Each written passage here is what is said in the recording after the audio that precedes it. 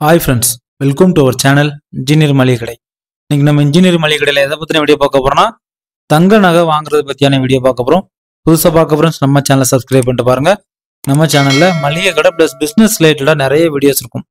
Friends, இன்னைக்கு நம்ம மளிகை கடையோட சேமிப்பு வச்சு கோல்டு சரிங்களா தங்க நகை வாங்கிட்டு இருக்கேன். அதாவது இயர்லி ஒன்ஸ் கண்டிப்பாக தங்க நகை எல்லாரும் வாங்குங்க. ஒரு சின்ன சேமிப்பு வைங்க சரிங்களா. என்ன பிஸ்னஸாக இருந்தாலும் எவ்வளோ பெரிய இதுவாக இருந்தாலும் கண்டிப்பாக ஒரு தங்க நகை வாங்குங்க.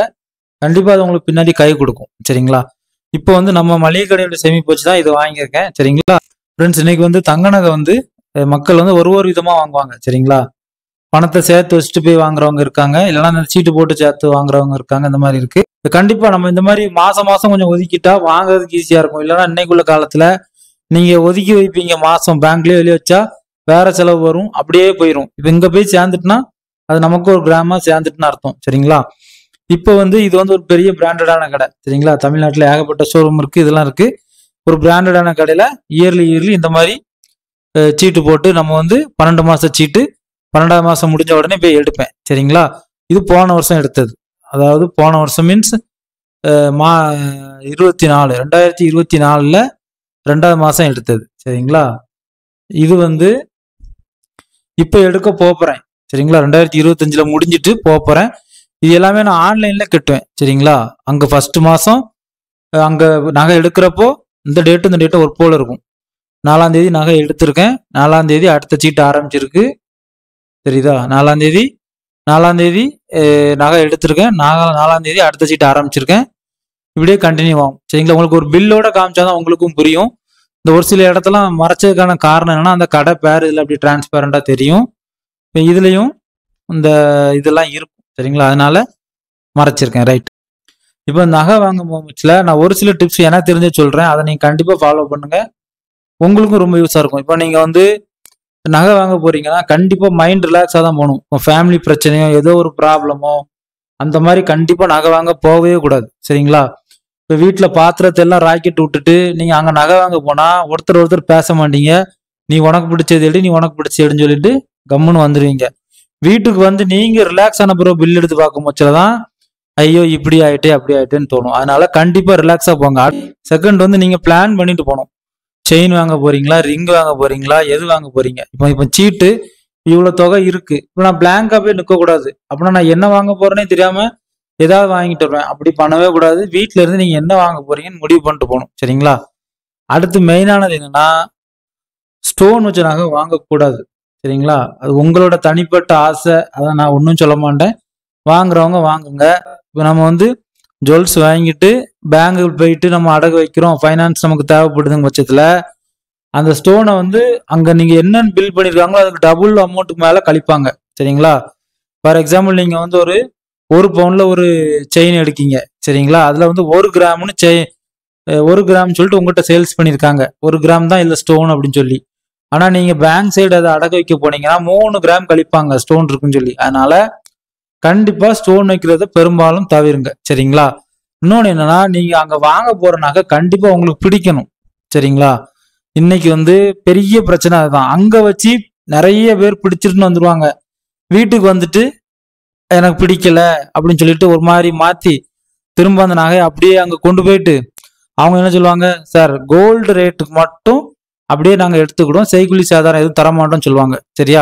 இன்னைக்கு பெரிய பெரிய ஜுவல்லர்ஸ் எல்லாத்துலயுமே அந்த ஆப்ஷன் கொண்டு வந்துட்டாங்க சரிங்க. பில்லு பத்திரமா இருந்துச்சுன்னா நீங்க எத்தனை வருஷம் கழிச்சும் அந்த வெயிட் படி அவங்க என்ன பண்ணிடுவாங்க, அந்த செய்கூலி சேதாரம் நம்ம கெட்ட நமக்கு நஷ்டம், கோல்டு ரேட்டுக்கு அன்னைக்கு என்ன ரேட்டுக்கோ அதுக்கு இத்தனை பெர்சன்டேஜ் கழிச்சு நீங்க இது பண்ணிக்கிடலாங்கலாம் சொல்லுவாங்க சரிங்களா. அதே மாதிரி இன்னொரு முக்கியமானது என்னன்னா அந்த ஷாப்பை நீங்க நல்லா ஸ்டடி பண்ணிக்கிடணும் சரிங்களா. இப்போ நான் இந்த கடைக்கு ஒரு 12 வருஷம் போய்கிட்டு இருக்கேன்னா எனக்கு தெரியும் அவங்க என்னென்ன டைலாக்லாம் கரெக்டாக அடிப்பாங்கன்னு சொல்லிட்டு. இப்போ ஃபர்ஸ்ட் ஒரு சொல்லுவோம் சரிங்களா. ஒரு ரிங் எடுத்தாங்க அப்படிம்போம், என்னப்பா வேஸ்டேஜ் இப்படி போட்டிருக்க அப்படிம்போம். இல்லை சார் அது செயினுக்கு கம்மி அப்படிம்பாரு.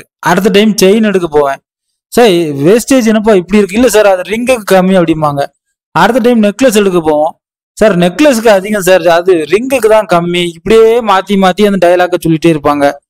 நானும் சொல்லிட்டேன், எத்தனை வருஷமா வச்சிருந்தாலும் இதே டைலாக தான் திரும்ப திரும்ப சொல்லிட்டு இருக்கீங்க அப்படின்னா அந்த இதை கரெக்டாக நான் சொல்லிடுவேன் சரிங்களா. கண்டிப்பா நீங்க அந்த ஷாப் ஸ்டடி பண்ணிக்கங்க சரிங்களா. இந்த மாதிரி எல்லாம் நீங்க அப்சர்வ் பண்ணாதான் பேச முடியும் சரிங்களா. இப்போ நான் சொன்னது அதுதான். வேஸ்டேஜ் வந்து அப்படி மாற்றி சொல்லுவாங்க. அது நீங்கள் பார்த்துக்கணும். ரைட் ஃப்ரெண்ட்ஸ், நம்ம இப்போ வந்து கோல்டு வாங்க போகிறோம். சரிங்களா?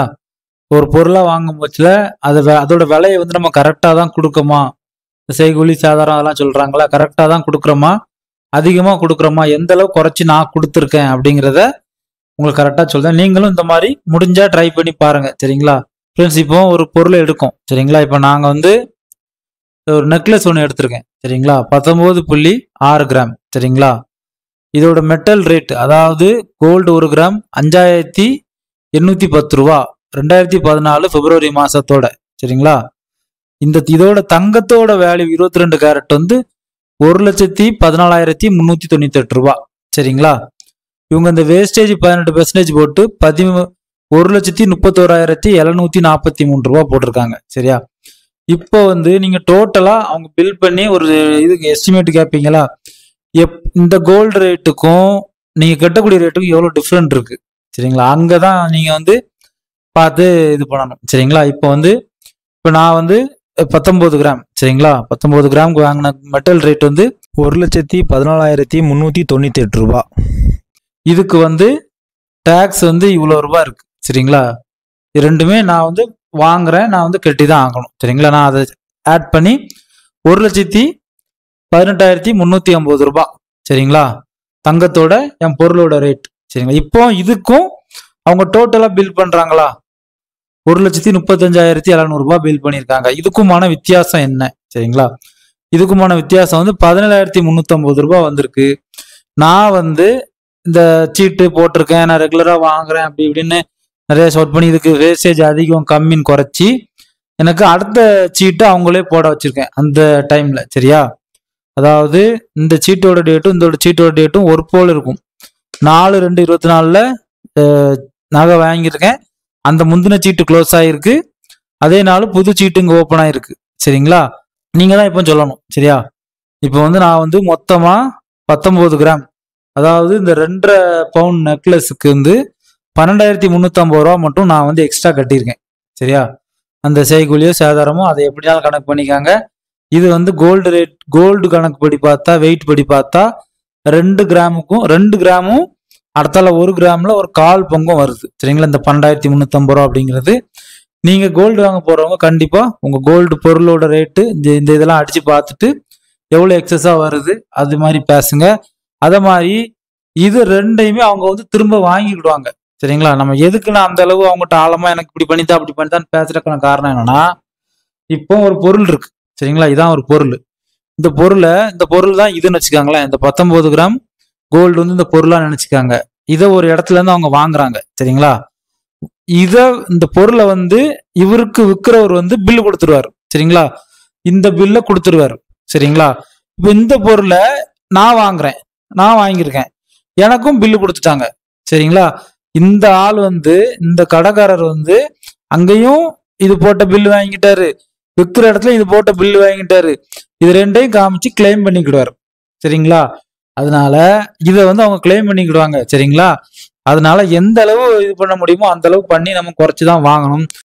ஓகே ஃப்ரெண்ட்ஸ், நான் ஃபாலோ பண்ற ஒரு சில டிப்ஸ் எல்லாம் சொன்னேன். கண்டிப்பா நீங்களும் கோல்டு வந்து சேருங்க. கோல்டு வந்து கண்டிப்பா ஒரு சின்ன சேவிங்ஸா இருக்கும் போச்சுல உங்களுக்கு நல்லா இருக்கும். இன்னும் வரக்கூடிய வீடியோல நான் வந்து சேமிப்பு எப்படி ரொம்ப கஷ்டத்துல இருந்தாலும் நீங்க எப்படி சேமிக்கணும் அப்படின்னு ஒரு சில வழியெல்லாம் உங்களுக்கு சொல்லி தரேன். கண்டிப்பா பிரயோஜனப்படும். கண்டிப்பா கோல்டை வந்து சேமிங்க, ரொம்ப உங்களுக்கு பிரயோஜனமா இருக்கும். இதெல்லாம் பார்த்துக்காங்க. நீ ஃபாலோ பண்ணக்கூடியது சொல்லிட்டேன். பொருளை கரெக்டா யோசிச்சு நிதானமா வாங்குங்க. வாங்குறப்ப கொஞ்சம் எக்ஸஸா கொஞ்சம் சேர்த்து வச்சதையும் கொண்டு போங்க. சரிங்களா? இப்போ நம்ம வந்து 55 ரூபாய் அதுல சேர்த்துருக்கோம். சரிங்களா? 55 ரூபாய் அதுல சேர்த்துருக்கோம். 70,000 ரூபாய் கையில இருந்து போட்டு கட்டியிருக்கேன். பிற்காலத்துல உங்களுக்கு வந்து ஒரு ஃபினான்ஸ் சப்போர்ட் கொடுக்குதுன்னா அது கோல்டு மட்டும் தான் கொடுக்கும். ஓகே ஃப்ரெண்ட்ஸ், உங்களுக்கு இந்த வீடியோ ரொம்ப யூஸ்ஃபுல்லாக இருக்கும் நான் நினைக்கிறேன். எதுவும் டவுட்னா கமெண்ட் பண்ணுங்க. அல்லது நான் இந்த இடத்துல மிஸ்டேக் பண்ணியிருக்கேன், இதை நீங்க இப்படி பண்ணணும் அப்படி பண்ணணும்னாலும் அதுவும் கமெண்ட் பண்ணுங்க. எனக்கு அடுத்த வாட்டி வாங்க போறப்போ ரொம்ப பிரயோஜனமா இருக்கும். தேங்க்யூ ஃபார் வாட்சிங் இன்ஜினியரிங் மளிகை கடை. மீண்டும் ஒரு தொழில் மற்றும் ஒரு பயனுள்ள வீடியோல சந்திக்கலாம்.